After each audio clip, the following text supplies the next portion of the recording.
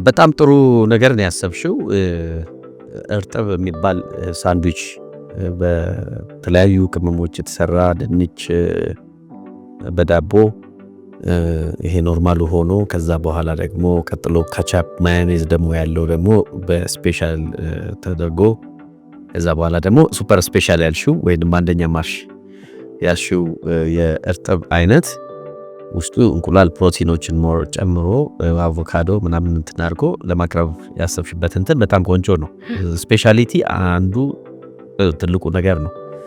ምክንያቱም ሐሳብ አሁን አንቺ ይዘሽ የመጣሽው ሐሳብ መጀመሪያ ሐሳብ ሊነሳ የሚችለው በሰዎች አእምሮ ውስጥ ነው።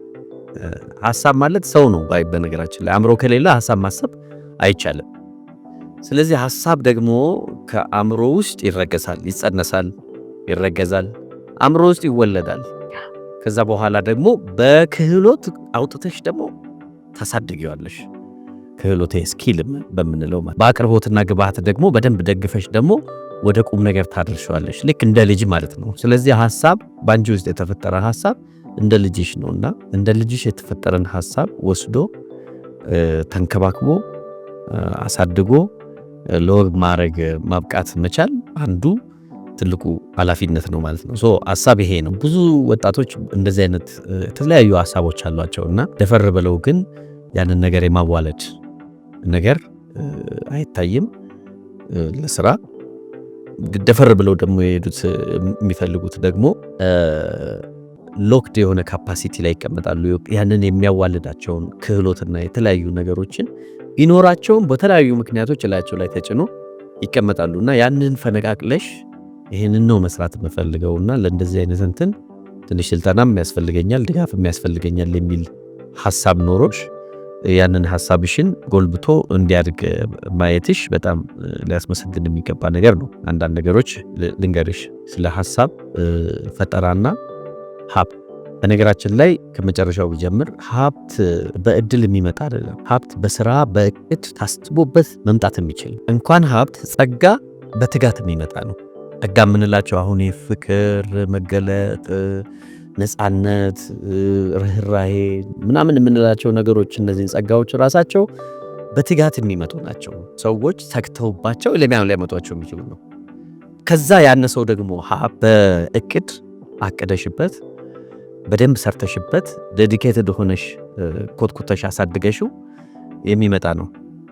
ወጣም ወረደ ሐሳብ ላይ ስንመለስ ሐሳብ is something like ሲስተማቲካሊ ካልቲቬት የሚደረግ ነው። ጭንቅላትሽ ውስጥ በሲስተም ጭንቅላትሽ ውስጥ ፈጥረሽ እያኮተኮትሽ የምታሳድጊው ነው ማለት ነው። እንዲያድጉ የምታደርጊበትና ያደጉትን ደግሞና የምታዋልጅበት ደግሞ እንትን ክህሎት ነው። ክህሎት ደግሞ ፈጠራ ይፈልጋል። ለምሳሌ እርጥብ ሌላም ሰው ሊሰራ ይችላል፣ አንቺም ልትሰሪው ይችላል፣ ብዙዎቹ ሊሰሩት ይችላሉ። ነገር ግን ከሌሎቹ ለየት ብሎ ብዙ ከስተመሮችን ወይም ደግሞ ብዙ ደንበኞችን ወደ አንቺ አምጥቶ ንግዱን የተቃና ያለምሽውን ልታደርግ የምትችይው ሲስተማቲካሊ ካልቲቬት በምታደርጊበት ክህሎት ነው ማለት ነው። አሁን በሐሳብ ላይ አመለካከትን ይዘሻል። እኔ ይህንን ነገር ንጹህ የሆነ ፈጣን፣ ቀልጣፋ፣ ለሁሉም ሰው ሊመች የሚችል በርካሽ ሊሸጠው የሚችል ርካሽ ማለት አፎርደብል። ብዙ ጊዜ ርካሽ ማለት ሰዎች እንደ መጥፎ ነገር ሊወስዱ ይችላሉ፣ ግን አይደለም። ይሄ ያየሽውን ማርኬት አይተሻል። ንጹህ፣ ፈጣን፣ ጣፋጭ የሆነ ነገር ግን በሆቴል ውስጥ ቁጭ ብዬ ሰዎች ከስተመሮች እኔ ጋር ከሚመጡ ይልቅ እኔ እየነዳው ሄጄ ለነሱ እንዲሆን በማድረግ ያ ማለት ተገላቢጦሽ ማሰብሽ ያንን ስፔሻል ያደርገዋል ማለት ነው። ስለዚህ ሐሳብ ጭንቅላትሽ ውስጥ በምትፈጥሪበት ጊዜ ከሌላው ከማህበረሰቡ ኤክስፖዠርም ስለሆነ ሐሳብ የሚመጣው ኤክስፖዠር አለ፣ ንባብ አለ፣ ትምህርት አለ፣ የተለያዩ ነገሮች አሉ። ይህን ስታመጪ ክህሎት ጋር አንድ ላይ ደምረሽ ይህንን ነገር ወደ ገበያ እንዲመጣልሽ አስበሽ ነው የመጣሽው። እንድታስቢው የምፈልገው ሐሳብ፣ አይዲያ ጄኔሬሽን ማህበረሰቡ ከሌለ ኢንቫይሮንመንቱ ከሌለ አይሆንም፣ አንቺም ከሌለሽ አይሆንም። ስለዚህ የአንቺ ጤንነት ራሱ አንዱ ያስፈልጋል። ጥሩ የአእምሮ ጤንነት ላይ ያለ ሰው ብዙ ሐሳቦች ይመጡለታል። ጥሩ ክህሎት ያለው ደግሞ ጥሩ የፈጠራ ችሎታ ያለው ደግሞ ሐሳቦችን ወደ ተግባር ይለውጣቸዋል ማለት ነው።